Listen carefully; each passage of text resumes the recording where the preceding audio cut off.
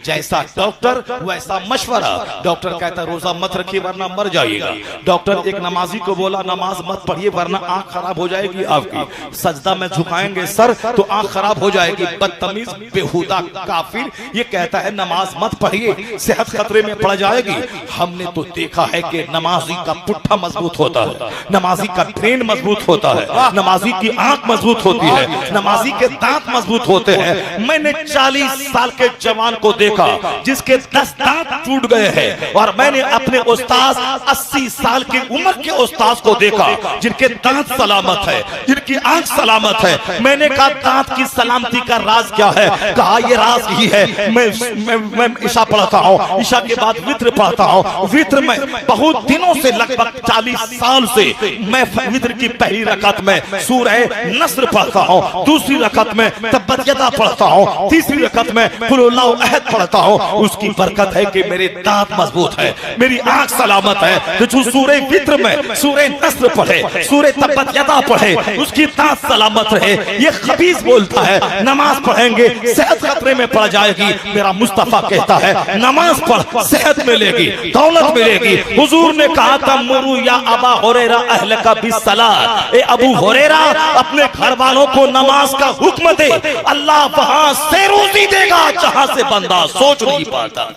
बहुत अच्छा। नमाज रोजी को बढ़ा देती है, नमाज सेहत और तंदुरुस्ती देती है, नमाज जिंदगी में चार्मिंग देती है, नमाज एहसास से कमतरी से बचाती है, नमाज डिप्रेशन का इलाज है, नमाज एहसास से कमतरी इन्फेरिटी कम्प्लेक्स का इलाज है, नमाज गम का इलाज है। सजदा करके दे सेहत भी मिलेगी, माल भी मिलेगा, नेक औलाद भी मिलेगी, जिंदगी की तन्हाइयां भी दूर होंगी। जब सारा समाज साथ छोड़ दे सजदा को बढ़ा दे, जब खुदा तेरे साथ रहेगा तो सारा गम तेरा काफूर होता चला जाएगा, सारा गम तेरा काफूर हो जाएगा। ये डॉक्टर कहता है कि साहब आप नमाज मत पढ़िए, आप रोजा मत रखिए, आप कमजोर हो जाइएगा, आप कमजोर हो जाइएगा। अगर सुबह नहीं खाएंगे निढाल हो जाइएगा, दोपहर नहीं खाइएगा कमजोर हो जाइएगा, रात में नहीं खाइएगा कमजोर हो जाएगा। ये झूठा बोलता है रोजा रहने से कमजोरी हो जाएगी, शुगर वाले रोजा रखेंगे तो कमजोर हो जाएंगे। मैं तो पहले सुनता था, मैं पहले किताब पढ़ के बोलता था, लेकिन अब तो मैंने अपनी जिंदगी का तजर्बा मैंने किया है। मुझे 6-7 साल से शुगर का मर्ज है, डायबिटीज जिसे कहते हैं, मगर मैंने आज तक खेल खिलौना ही समझता रहा। कौन शुगर कैसा शुगर, ना मैंने रसमलाई छोड़ी, ना मैंने स्पंज छोड़ा, ना मैंने हलवा छोड़ा, ना मैंने बिरयानी छोड़ी, ना मैंने गोश्त छोड़ा। और 30 दिन जलसे हैं तो 30 दिन गोश्त खाता रहा। डॉक्टर कहते हैं शुगर वाले को गोश्त खाओगे तो मर जाओगे। 10 साल पहले अगर शुगर बढ़ गया है स्पंज खाओगे तो मर जाओगे, हलवा खाओगे तो मर जाओगे, और गाजर का हलवा खाओगे तो मर जाओगे। पर अल्हम्दुलिल्लाह आज 7 साल से लगातार शुगर से जूझ रहा हो। रोजाना 2-2, 2.5, 3-3 घंटे का खिताब करता हो, पसीने भी निकल रहे हैं और दिन भर सफर भी हो रहा है, ना खान पान टाइम पे हो रहा है। उसके बावजूद उनके कहने के मुताबिक ना मैं खतरनाक मर्ज का शिकार हूं, ना मेरे घुटने में दर्द है, ना मेरे टखने में दर्द है, ना मेरे दांत में दर्द है, ना मेरी आंख में दर्द है, न मेरे हाथ में दर्द है। ये बोलता था शुगर वाला रोजा रखेगा तो मर जाएगा, क्योंकि ये भूखा नहीं रह सकता। डॉक्टर कहता हर 2 घंटे के बाद खाना खाते रहिए, नहीं खाइएगा तो शुगर बढ़ जाएगा। तो जब यहाँ 12-15 घंटे भूखा रहेंगे तो क्या हाल होगा? तो भूखे मत रहिए किडनी फेल हो जाएगी, भूखा मत रहिए हार्ट के मरीज हो जाएंगे, भूखा मत रहिए प्रेशर हाई हो जाएगा। इसलिए बहुत सारे कमजोर किस्म के मुसलमान शुगर की दवाई कमर में लेके आ गए। क्या करें हजरत, शुगर है, डॉक्टर ने मना किया है, रोजा रखेंगे तो नहीं रख पाएंगे, मर जाएंगे। और मैंने भी देखा 2 घंटा भूखा रहता हूँ, परेशान हो जाता हूँ। उनका शुगर झूठा है जो बोलता है कि मैं भूखा रहूं तो मैं मर जाऊंगा। जो डॉक्टर की माना वह रोजा भी छोड़ दिया, वह रोजा भी छोड़ दिया, सूख के कांटा हो गया और फिर मौत के मुंह में चला गया। और जो डॉक्टर की नहीं माना, मुस्तफा की माना। मुस्तफा ने क्या कहा? हुजूर कहते हैं कि सरकार फरमाते हैं सुमू तसहु, observe fast you will be healthy. रोजा रखा करो तुम सेहतमंद हो जाओगे। डॉक्टर कहता है सेहत खतरे में पड़ेगी, डॉक्टर झूठा, मुस्तफा सच्चे। इसलिए जो भी रोजा रखता है वो सेहतमंद हो जाता है। मैंने साथी जिंदगी में देखा, एक रोजा तर्क नहीं करना पड़ा, 7 साल से कंटिन्यू रोजा रखता हूँ, उसके अलावा नफल रोजे भी रखता हूँ, आशुरा का रोजा रखता हूँ, उसके बाद बकरीद के जो 10 दिन है अशरे ज़ुल्हिज्जा, उसके भी 2, 4, 5, 7 रोजे रख लेता हूँ। लेकिन कहाँ है वो डॉक्टर का वह कौल कि मर जाओगे और फिर सेहत खतरे में पड़ जाएगी। मैं रोजा रखता हूँ, मसीह ताकतवर महसूस करता हूँ। मैं रोजा रखता हूँ, मसीह अपने आप में ताकतवर ताजगी महसूस करता हूँ। इसलिए एक कौम मुस्लिम किसी डॉक्टर की बात अगर हदीस से टकराए तो उसकी बात उसके चेहरे पे मार देना। अगर किसी प्रोफेसर की बात हदीस से टकराए उसकी बात उसके चेहरे पे मार देना। अगर किसी गवर्नमेंट के ओहदेदार की बात हदीस कुरान से टकराए उसकी बात चेहरे पे मार देना। क्योंकि आदमी की बात अदलती बदलती रहती है, खुदा का कलाम अनचेंजेबल है, जो है वो हमेशा है। मुस्तफा की बात उसी कुरान की तशरीह है, मुस्तफा की बात गलती से पाक है, जो कह दिया मुस्तफा ने कह दिया। हम आज जलील हो गए, जो कि मेरी सोच भी काफिरों की तरह। आज हम भी नौकरी को बहुत बड़ी चीज समझने लगे, आज हम भी सिर्फ लड़की को बहुत बड़ी चीज समझने लगे। इसलिए एक बंदे को खूबसूरत लड़की मिल गई, उसी में मस्त झूमता रहता है कि हमारी जिंदगी कामयाब हो गई, हम मस्त हो गए, हम बहुत अच्छे हैं, हमारी जिंदगी कामयाब हो गई। और अगर किसी को नौकरी मिल गई वो समझता है कि हमारी मेराज हो गई, हमारी जिंदगी कामयाब हो गई, मैं बहुत अच्छा हो गया। लेकिन आपने नहीं देखा कि जिसको नौकरी मिली, नौकरी मिलने के बाद भी वो जहर खा के मर रहा, नौकरी मिलने के बाद वो रिजाइनेशन दे रहा, नौकरी मिलने के बाद भी वो कहीं का नहीं रह रहा। नहीं मिली है तो नौकरी बड़ी अच्छी चीज नजर आ रही है, लेकिन जिसको नौकरी मिल गई और नौकरी से ज्यादा उसको माल मिल गया, उसकी जिंदगी का मुताला करे, क्या उसकी जिंदगी में सुकून और चैन और करार है? खूबसूरत लड़की नहीं मिली है तो खूबसूरत लड़की मिले, जिंदगी के मेराज हो जाएगा। लेकिन जिसको खूबसूरत लड़की मिल गई है उसकी जिंदगी का मुताला करे, जिसके पास माल दौलत की बहुतात है उसकी जिंदगी का मुताला करे। एक कौम मुस्लिम आज सब्र रजा कॉन्फ्रेंस से पैगाम लेके जाओ, और जब तक जिंदगी अल्लाह ने दी है 2 दिन की या 50 साल की, तेरी सारी जिंदगी में सब्र की झलक रहे। हराम कमा के कंप्यूटर लेके पखाना करने के लिए सुबह निकले और कहते हैं कि ये 2 लाख कमा के आ गया। ये 2 लाख कहां से कमाया? ये दूसरों के अकाउंट में डाका मार के कमाया। तो डकैती करने वाला कामयाब होता है, दूसरों के अकाउंट से पैसा चोरी करने वाला कामयाब होता है। तुम ठहरे चोर, चोर को अल्लाह सुकून कभी नहीं देगा। तुम ठहरे डकैत, तुमको अल्लाह सुकून कभी नहीं देगा। और तुम चोर, तेरा बच्चा महाचोर हो जाएगा, तुम तो खा पी के मर जाएगा।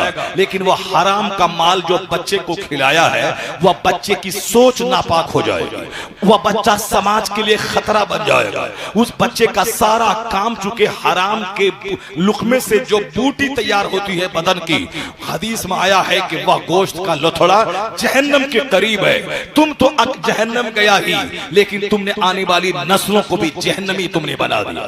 तुमने आने वाली नस्लों को हरामखोर बना दिया, आने वाली नस्लों की सोच तुमने काली कर दी, आने वाली नस्लों को तुमने तबाह व बर्बाद कर दिया।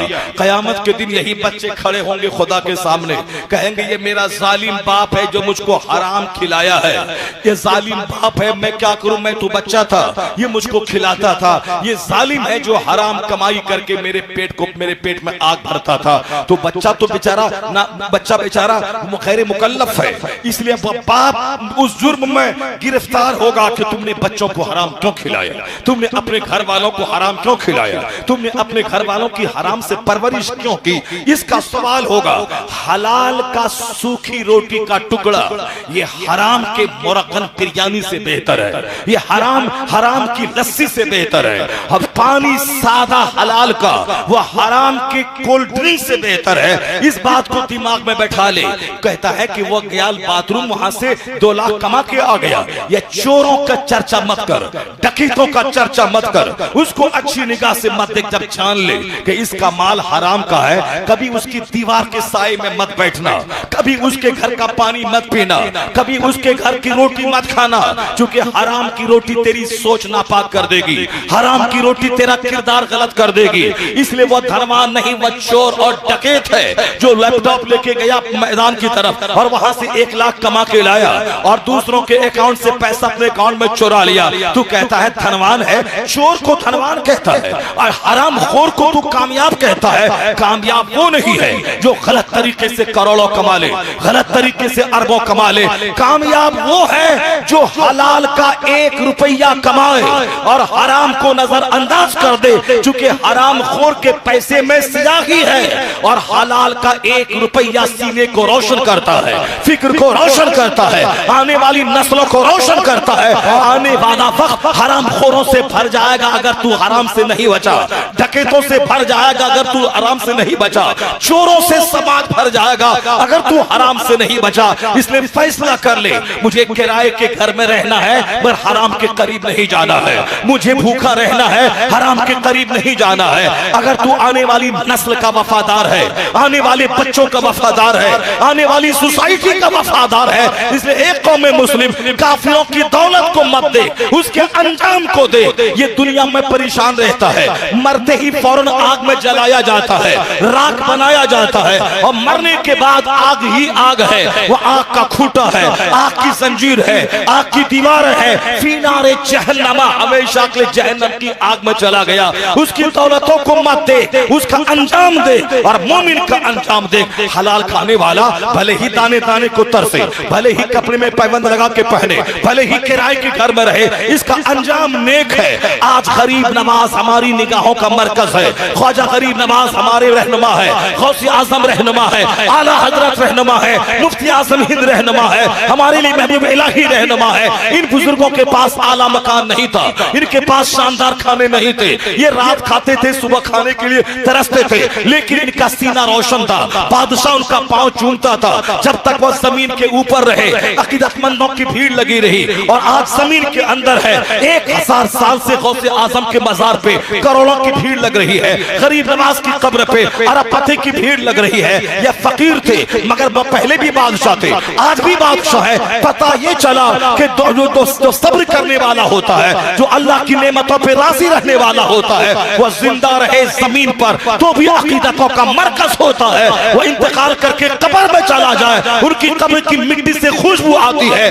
वहां से पैगाम मिलता है, मरने के बाद भी वो इमाम होता है। तो काफिर का अंजाम रुसवाई है, मोमिन सब्र करे तो यहाँ भी बादशाह है, मरने के बाद भी वो बादशाह हो जाता है। नारे तकबीर, नारे रिसालत, अल्लामा मुफ्ती शहरयार खान साहब किबला। इसलिए इन चोरों को कभी मत देखना, इन डकैतों की तरफ कभी ललचाई निगाह से मत देखना। वह डकैत जलील है जो दूसरों के अकाउंट से पैसा अपने अकाउंट में ट्रांसफर करता है। वह चोर की औलाद चोर होगी, वह हमेशा उसकी आने वाली नस्लें जलील हो जाएंगी। इसलिए वह शख्स अपने समाज, अपने बाल बच्चों का वह दुश्मन है जो हराम खा के, हराम कमा के अपने बाल बच्चों की जिंदगी को तबाह तराश करना चाहता है। हमें मुस्लिम, तुम्हें पैगाम सब्र मिल रहा है, अल्लाह की तकदीर पर राजी रहने का पैगाम मिल रहा है, तुम्हें औलिया और सालिहीन की जिंदगी से नूर मिल रहा है, जिन्होंने सूखी रोटी तो खाई मगर करोड़ों दिलों पे हुकूमत की है। आज भी वह कब्र के अंदर है। गरीब नवाज ही हिंदुस्तान के असल राजा है, वही हिंदुस्तान के असल शासक है। दिल्ली का राजा भिखारी है, अब वह बोलता भी है कि मैं क्या करूंगा, मैं तो हूं भिखारी, मैं कमंडल उठाऊंगा चला जाऊंगा। तो तू कमंडल उठाएगा चला जाएगा, 140 करोड़ हिंदुस्तानी का क्या होगा, 140 करोड़ लोगों का क्या होगा। इसलिए एक कौम मुस्लिम वह दिल्ली के राजा को मत दे, वह अजमेर के ख्वाजा को दे। आज 800 साल से वह फकीर सारे भारत पे राज कर रहा है। यह इस बात की दलील है कि दौलत का अंजाम तबाही है और सब्र का अंजाम दोनों जहान में चेहरा चमकाने का जरिया है। सब्र करने वाला जलील नहीं होता, वो हमेशा मुख्तार रहता है, और लालच करने वाला हमेशा रुस्वा रहता है। वह काला, उसकी आने वाली नस्लें काली, और सब्र करने वाला चमकीला होता है, उनकी आने वाली नस्लें भी चमकीली हुआ करती है। दोनों जहान की सआदत और नेकबख्ती अल्लाह रब्बुल इज्जत के कानून पे अमल करने में है। दोनों जहान की सआदत और नेकबख्ती सब्र में है और हलाल खाने में है। कामयाब वो नहीं है जो खूब माल कमाता है, कामयाब वो है जो खूब अल्लाह का जिक्र करता है। कामयाब वो है जो खूब अल्लाह को सजदा करता है। कामयाब वो है जो अपने बाल बच्चों को हलाल खिलाता है। कामयाब वो है जो आने वाली नस्लों को अपने लिए यादगार छोड़ के मर जाता है। कामयाब वो है जो आने वाली नस्लों को समाज का सुधारक छोड़ जाता है। जरा मैं तुम्हें सुनाऊं एक कहानी, किस तरह बुजुर्गाने दीन ने जिंदगी गुजारी। हम अमीर होके भी जलील हो गए, मगर वह लोग गरीब होने के बाद भी हमारे सर के ताज है। ऐसे सर के ताज हैं, कैसे उनकी औलाद से समाज को नफा पहुंचा, कैसे उन्होंने जिंदगी गुजारी। आज जो हम लोग जिंदगी गुजारते हैं, न मेरी बीवी मेरी वफादार है, न हमारे बच्चे मेरे लिए मुखलिस है, न हमारा पड़ोसी मेरे लिए मुखलिस है। सिर्फ दो पैसा कमा के हम खुश हैं। जैसे आज मकान बना के बंदा खुश होता है, लेकिन कोई उसके सोफा पे बैठने वाला नहीं है, कोई ईद के दिन उससे गले मिलने वाला नहीं है, कोई शख्स उसके पास जाने वाला नहीं है। समाज का हर आदमी अकेले अपने घर में बैठा है और मुंतजिर है कि वो मेरे पास आएगा, और ये भी मुंतजिर है कि ये उनके पास जाएगा। दोनों मुंतजिर है, दोनों में से कोई नहीं जा रहा है। मकान बन गया, सोफा लगा दिया, अकेले बैठता है बंदा। सोफा इसलिए लगाया जाता है ताकि समाज के 10 लोग उस पर बैठे, समाज के 10 लोगों का मुंह देखूं, एक प्याली चाय पिला दूं, उसके देखने से सीने को तस्कीन मिलती है, उसके देखने से दिल का गम दूर होता है। समाज के आदमी को देखने से अपनी भड़ास निकाल के बंदा हल्का होता है। लेकिन आज कोई गम सुनने वाला नहीं है, हमारा मजाक उड़ाने वाला है। हमारा घर बड़ा बड़ा है, हवेली बड़ी है, कोई बैठने वाला नहीं है। पहले आदमी अलाव लगा देता था आग का, 50 लोग बैठ जाते थे, सब लोगों में मोहब्बत थी। लेकिन आज महल में भी कोई नहीं आता। पहले दरवाजे पे आदमी लकड़ी सुलगा देता था, 50 लोग आके बैठ जाते थे, मोहब्बत की बातें होती थी। लेकिन आज 50 करोड़ का बंगला बनाने के बाद भी वो बंगला आदमी के लिए तरस रहा है। क्यों? इसलिए तरस रहा है कि हर आदमी घमंड का पुतला हो गया, हर आदमी गुरूर का पुतला हो गया। सबों के दिमाग में माल की हवस सिर्फ छाती जा रही है। सारे लोग टाइल्स मार्बल चमकाते जा रहे हैं, टाइल्स चमक रहा है, अखलाक मुर्दा हो रहा है। मकान में ग्रेनाइट चमक रहा है, आदमी का किरदार मुर्दा होता चला जा रहा है। आदमी उसके पास जाता है जहां से इज्जत मिलती है, जहां सम्मान मिलता है, जहां आदमी को इज्जत मिलती है, उसके पास जाता है जो दिल को दिल से राहत मिलती है। यहाँ तो सामने वाला आदमी एक चाय पिला देता है, उसके बाद उसकी घमंड वाली बोली सीने को छलनी कर देती है। गुरूर में सारा समाज डूब गया, इसलिए समाज से मोहब्बतें खत्म हो गई, समाज से मुरव्वत खत्म हो गई, समाज से सुकून खत्म हो गया। कितना माल कमाओगे? अरबपति जिसके पास 500 एकड़ जमीन थी, वो भी दुनिया से चला गया, उसी छोटी सी कब्र में गया, 2 हाथ 2 गज जमीन के नीचे गया, पूरा महल लेके नहीं गया, सब दुनिया ही में रह गया। आज उनके दरवाजे पे सन्नाटा है। 500 एकड़ जमीन जोतने वाला अकेले कब्र में गया, उनकी कब्र पे जानवर पेशाब कर रहा है। लेकिन तुम 5 कट्ठा जमीन खरीद के कौन सा तिस्मारखा बनना चाहता है? जिसके पास 50 कमरे का घर था, वो तो बेसहारगी के आलम में दुनिया छोड़ के चला गया। तुम 5 रूम का घर बना के कौन सा तीर मारना चाहता है? यह जुनून दिमाग से हटाना होगा।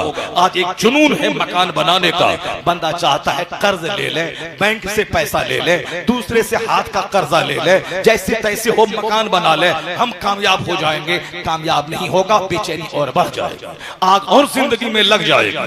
या देख ले कि 50 कमरे का घर बनाने वाला भी बेचैन और बेकरार है, तो तू 5 कमरे का घर बना के क्या करना चाहता है? 50 एकड़ जमीन वाला भी परेशान हैरान है, और तू 5 एकड़ जमीन खरीद के कौन सा तीर मारना चाहता है? तू एक आदमी IAS ऑफिसर बनने के बाद भी जहर खा के मर रहा है, तू चपरासी बनने के बाद कौन सा तमगा अपने दिमाग पे लगाना चाहता है? नहीं देखा तुमने सुशांत सिंह राजपूत, जो बिल्कुल लीन एंड थिन स्मार्ट नौजवान था, पतला दुबला खूबसूरत नौजवान, जिसका चेहरा इतना खूबसूरत था कि देखते रह जाए, जो करोड़ों रुपए कमाया था था फिल्म में नाच के, फिल्म में डांस करके, फिल्म में एक्टिंग और अदाकारी करके करोड़ों कमाया था। बंबई में रहने वाला बिहार का वो रहता था बंबई में करोड़ों के घर में, समंदर के किनारे, बांद्रा के करीब शानदार फ्लैट में रहता था। लेकिन कोरोना काल में, लॉकडाउन में सारा हिंदुस्तान सहम गया जब उनकी खुदकुशी की खबरें आ गई। वह खुदकुशी करके मर गया। आखिर करोड़ों में खेलने वाला, बंबई के घर में रहने वाला, वहां के अरबों के फ्लैट में रहने वाला, कौन सी मुसीबत आई थी, कौन सा टेंशन दिमाग में आया था कि उन्होंने वसूली फांसी के फंदे पे लटक गया। सारा हिंदुस्तान हिल गया कि अब झारखंड का चपरासी जिंदा है, अब बंबई का एक्टर फांसी के फंदे पे लटक गया। झारखंड का हल जोतने वाला देहाती 300 कमाने वाला मुस्कुरा रहा है और करोड़ों कमाने वाला फिल्म का एक्टर फांसी के फंदे पे लटक गया। उसी के 4-5 दिन के बाद एक 30 साल एक्ट्रेस बंबई की जो करोड़ों में खेलती थी, जिनकी खूबसूरती को देखकर एक दुनिया बेचैन और बेकरार थी, एक झलक देखने के लिए बेताब रहती थी, वह हुस्नो जमाल की देवी वो फांसी के फंदे पे लटक गई। उनकी सड़ी हुई लाश 5 दिन के बाद उनके घर से पुलिस वाले ने दरवाजे तोड़ के निकाला। आखिर उनके पास कौन सा दर्द था? यहाँ बच्चा पैदा आज हुआ और 3 दिन के बाद औरतें खेत में काम करने जा रही है। हामिला औरत, बच्चा कल तवल्लुद होने वाला है, आखिरी अय्याम में वो खेत में काम करने जा रही है और बच्चा पैदा करने के बाद भी काम करने जा रही है। इसको कोई मलाल नहीं है, ये जहर खा के नहीं मर रही है, जहर खा के इसको मरना चाहिए। जो हालत हमल में भी काम कर रही है, जो वसे हमल के बाद भी काम कर रही है, जो मजदूरी कर रही है, जिसके पास रहने को कायदे का घर नहीं है, इसको खुदकुशी करना चाहिए, इसको जहर खा के मरना चाहिए।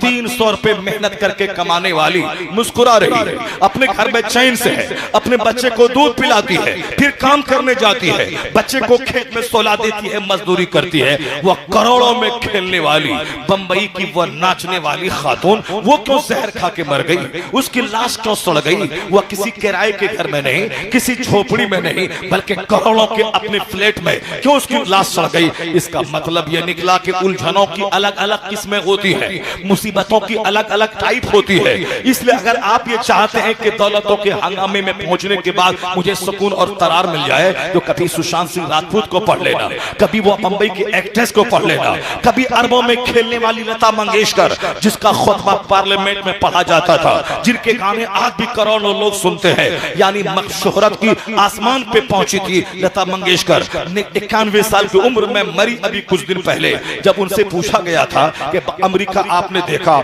जर्मनी आपने देखा, फ्रांस और कनाडा का सफर आपने किया, हम लोगों तो नाम सुनते हैं कनाडा का, मगर आपकी तो सुबह शाम कनाडा में गुजरती थी। हम लोग तो नाम सुनते हैं जर्मनी का, मगर आपने तो जर्मनी का भ्रमण किया। हम लोग तो डायमंड का नाम सुनते हैं, लेकिन आपके घर में डायमंड का अंबार है।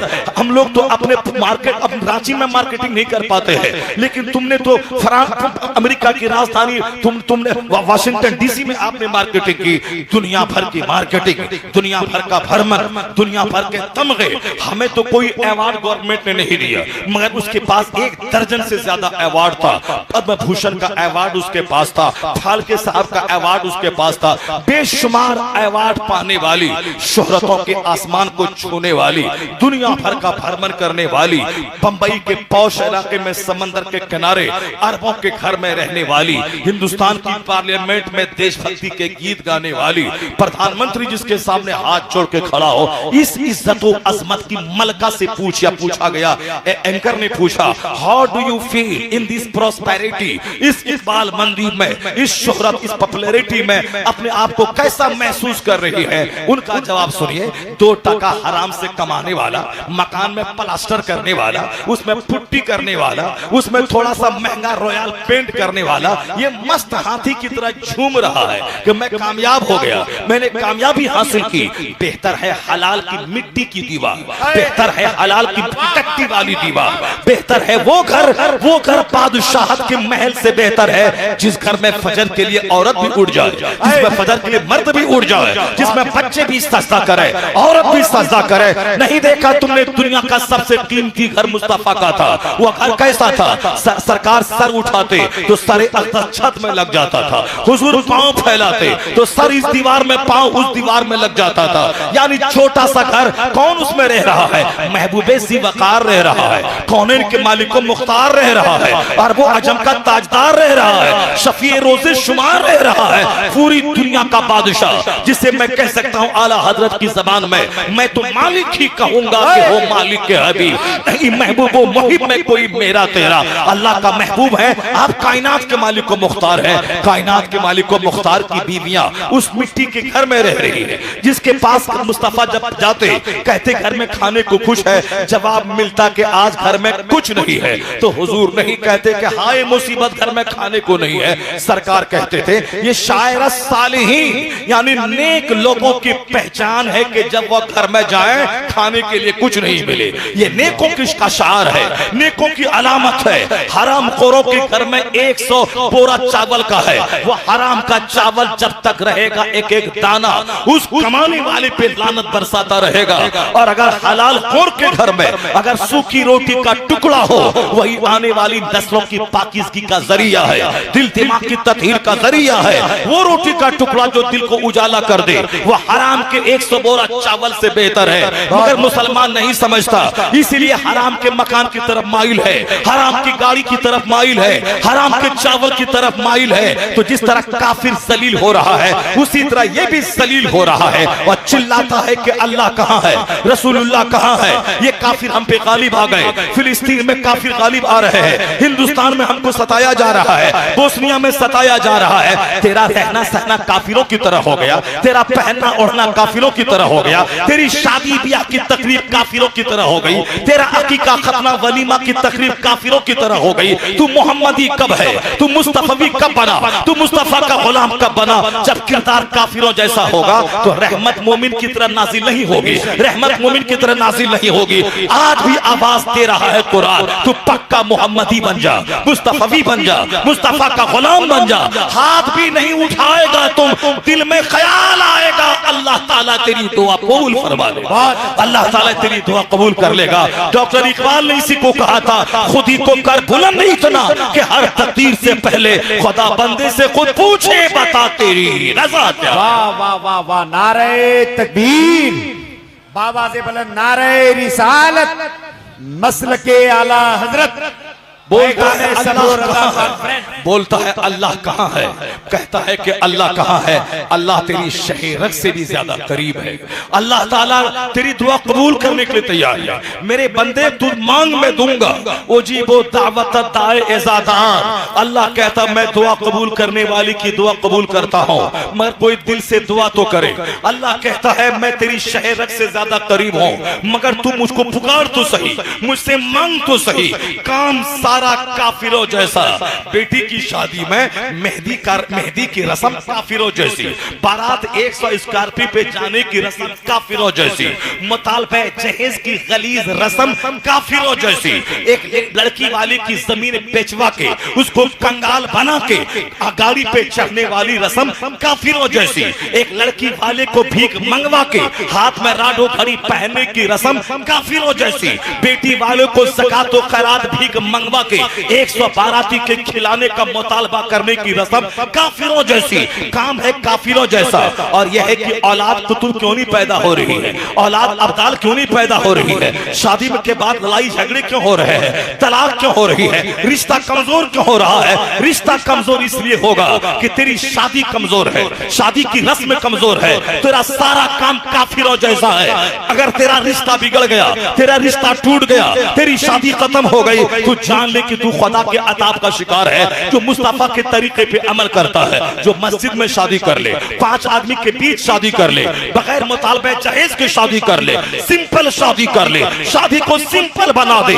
जिस तरह मुस्तफा अपनी बेटी की शादी मस्जिद नबवी में 2-4-5 लोगों के बीच में अपने अली से कर दिया। मुस्तफा की बेटी फातिमा ज़हरा दुनिया की सारी खवातीन की सरदार है, जन्नती औरतों की मलका है, उनकी शादी मस्जिद में हो रही है, 2-4 लोगों के बीच में सादगी से हो रही है। अल्लाह ने उस निकाह में वो बरकतें दे दी कि आज उस निकाह के बाद दुनिया को हुसैन मिल गया, दुनिया को हसन मिल गया, दुनिया को साबिरों का सरदार मिल गया।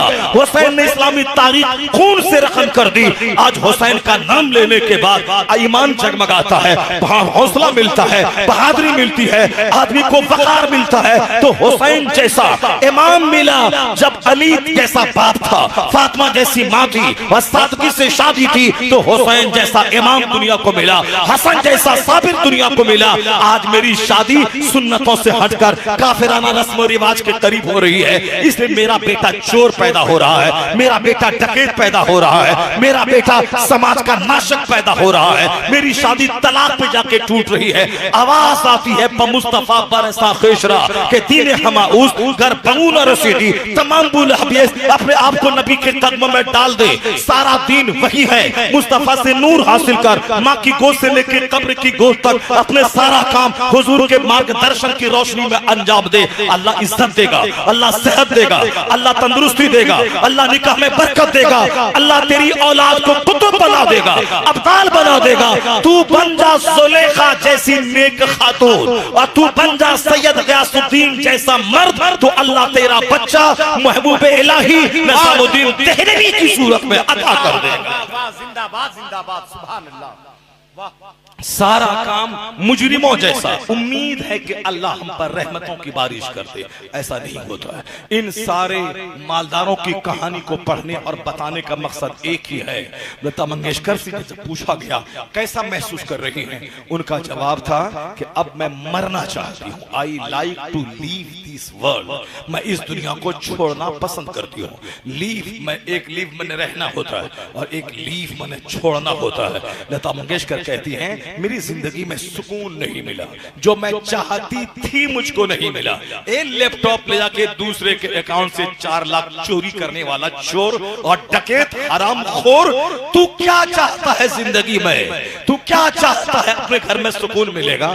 वहां सारी दुनिया का भ्रमण करने वाली, खरबों कमाने वाली, इज्जतों के आसमान पे पहुंचने वाली, अमेरिका यूरोप को सुबह शाम बनाने वाली, 91 ईयर्स की लंबी उम्र पाने वाली, वो कह रही है कि अब मैं मरना चाहती हूँ। क्यों? जो मैं तलाश करती थी वो मुझको नहीं मिला, जो मैं चाहती थी वो मुझको नहीं मिला।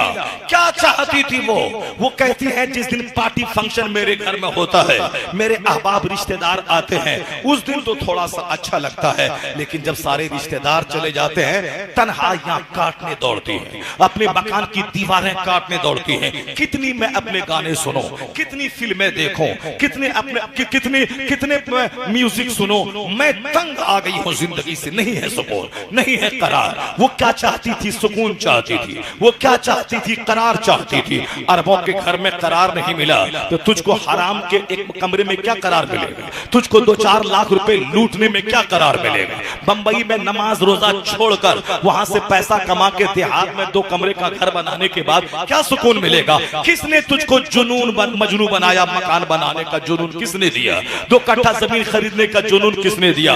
अभी 3 दिन पहले मैं गया था दरभंगा खिताब करने के लिए। जिस जगह मैं ठहरा था सामने मस्जिद थी, मस्जिद के सटे हुए एक आदमी का घर था। वह सारे लोग थाले मार मार कर रो रहे थे।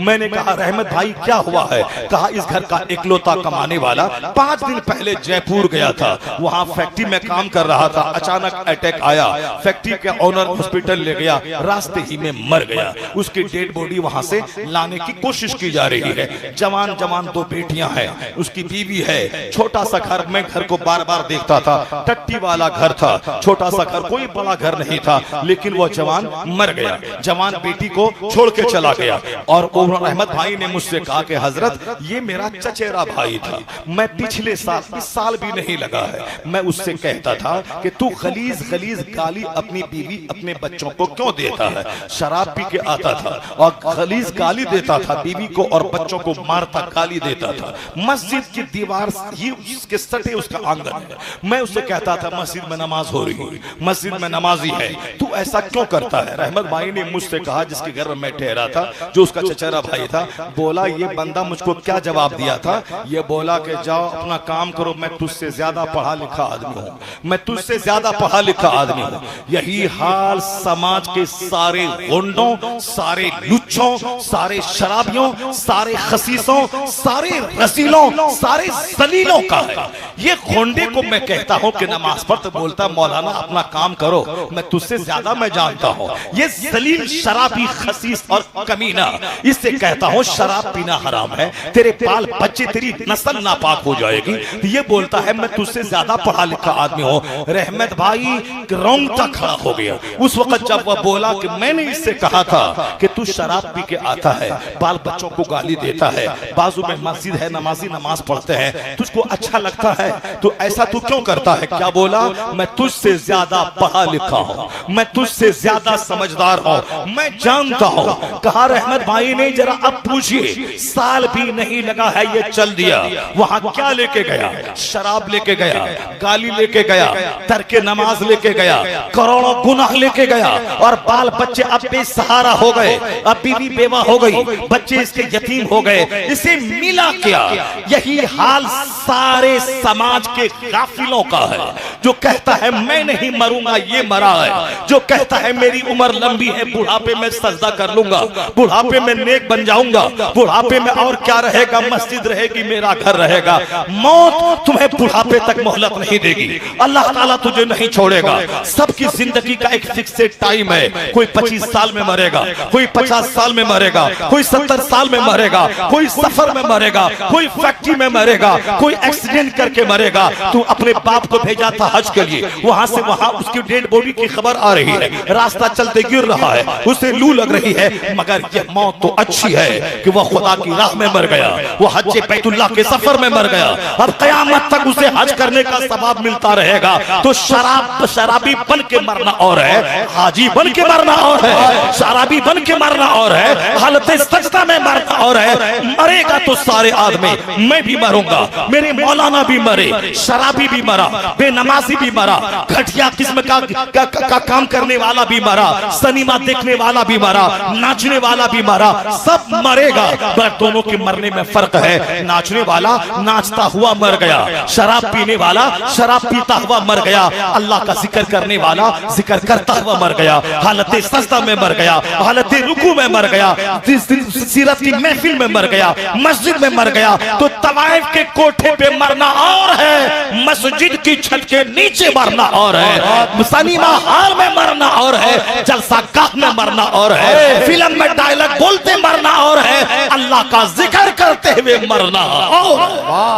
बहुत अच्छा। नारे तकबीर, नारे रिसालत। दोनों मौत में करोड़ों का फर्क है, दोनों मौत में हजार जमीन आसमान का फर्क है। मरना तो सबको है, कोई कलमा पढ़ता हुआ मर गया, कोई फिल्म का गाना गाता हुआ मर गया, कोई दुरूद पढ़ता हुआ मर गया, कोई गुटखा खाते उसका थूक फेंकते हुए मर गया, उसे कलमा पढ़ने की फुर्सत तक नहीं मिली। इसलिए ए मोमिन, जीना है शैतान की तरह और तमन्ना करना है कि अल्लाह कहाँ है, रसूलुल्लाह कहाँ है, गौसे आजम की करामत कहाँ है। ऐसा नहीं चलता इस दुनिया में।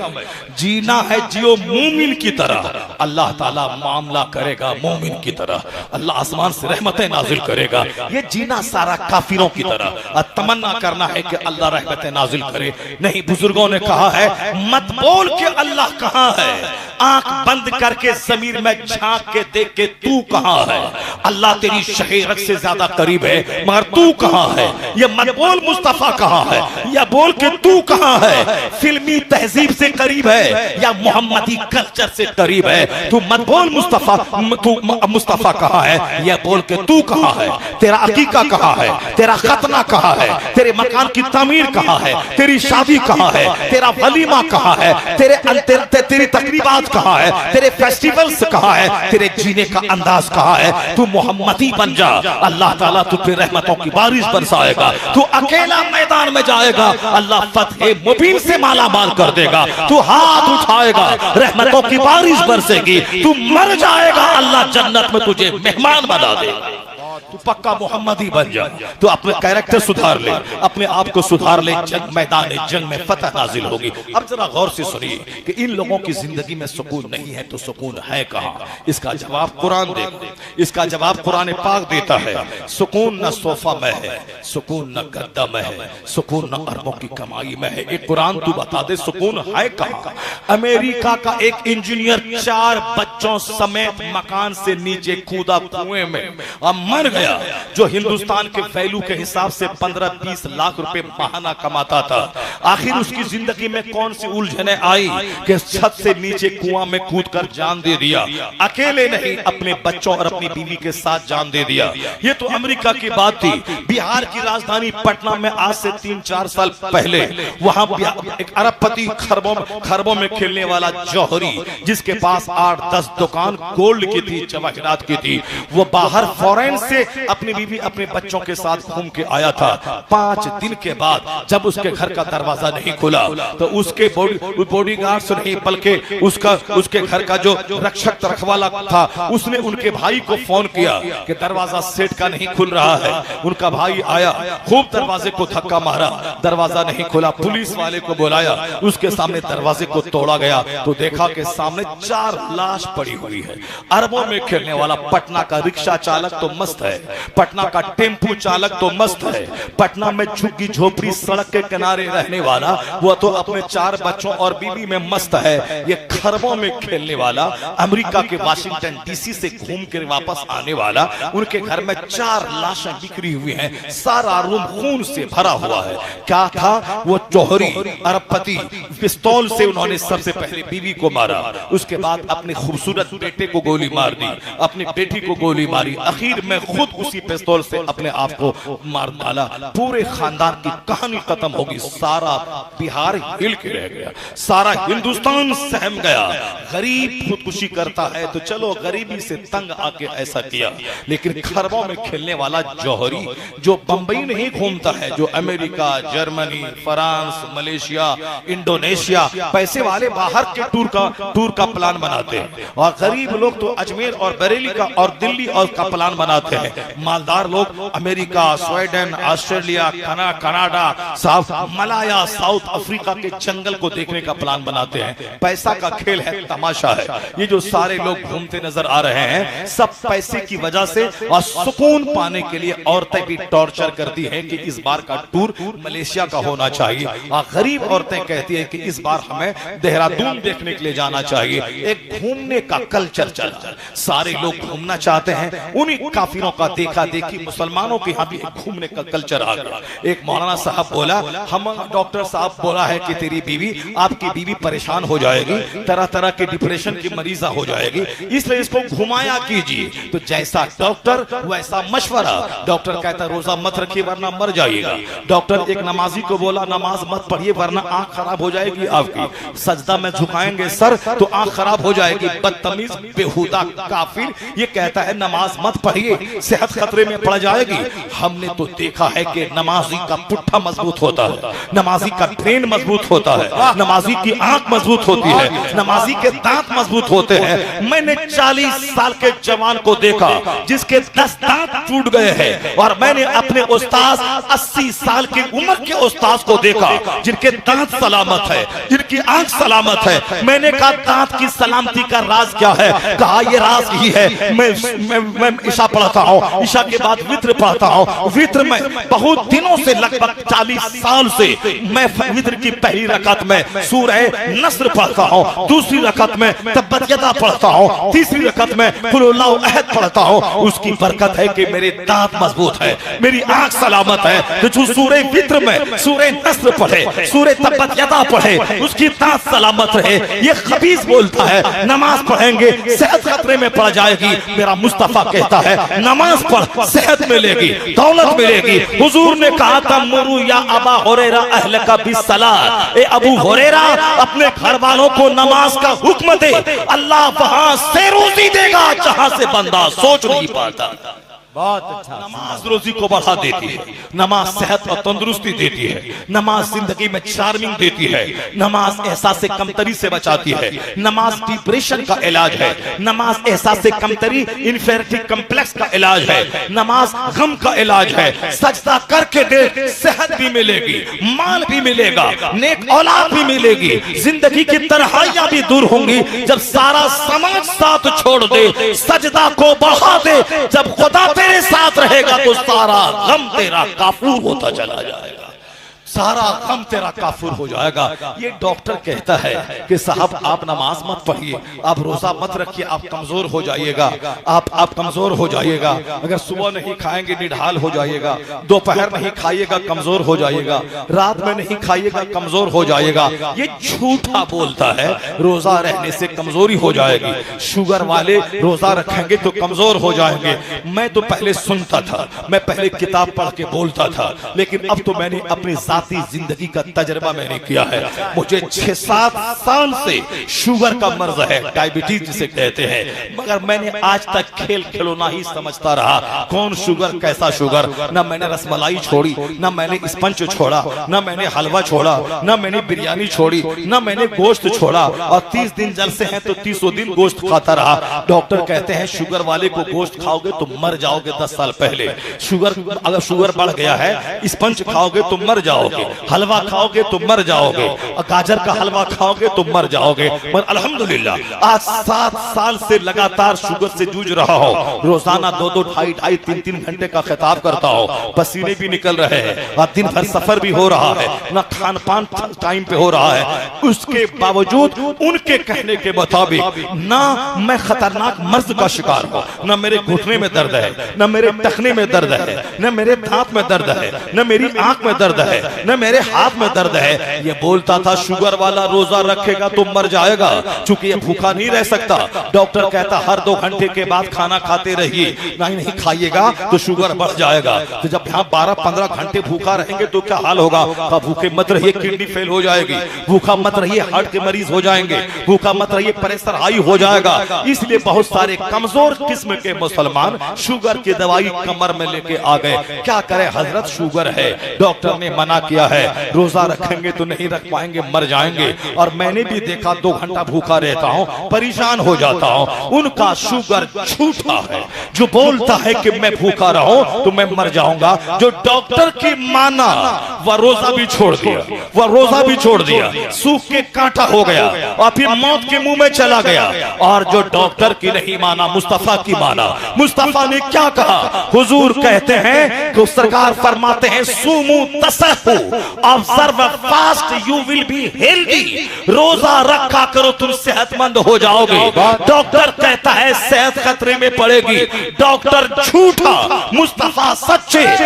इसलिए जो भी रोजा रखता है वो सेहतमंद हो जाता है। मैंने जाती जिंदगी में देखा, एक रोजा तर्क नहीं करना पड़ा। 7 साल से कंटिन्यू रोजा रखता हूँ, उसके अलावा नफल रोजे भी रखता हूँ, मैं आशुरा का रोजा रखता हूँ, उसके बाद बकरीद के जो 10 दिन है अशरे ज़ुल्हिज्जा, उसके भी 2, 4, 5, 7 रोजे रख लेता हूँ। लेकिन कहाँ है वो डॉक्टर का वह कौल कि मर जाओगे और फिर सेहत खतरे में पड़ जाएगी। मैं रोजा रखता हूँ, मसीह ताकतवर महसूस करता हूँ, मैं रोजा रखता हूँ, मसीह अपने आप में ताजगी महसूस करता हूँ। इसलिए एक कौम मुस्लिम किसी डॉक्टर की बात अगर हदीस से टकराए तो उसकी बात उसके चेहरे पे मार देना।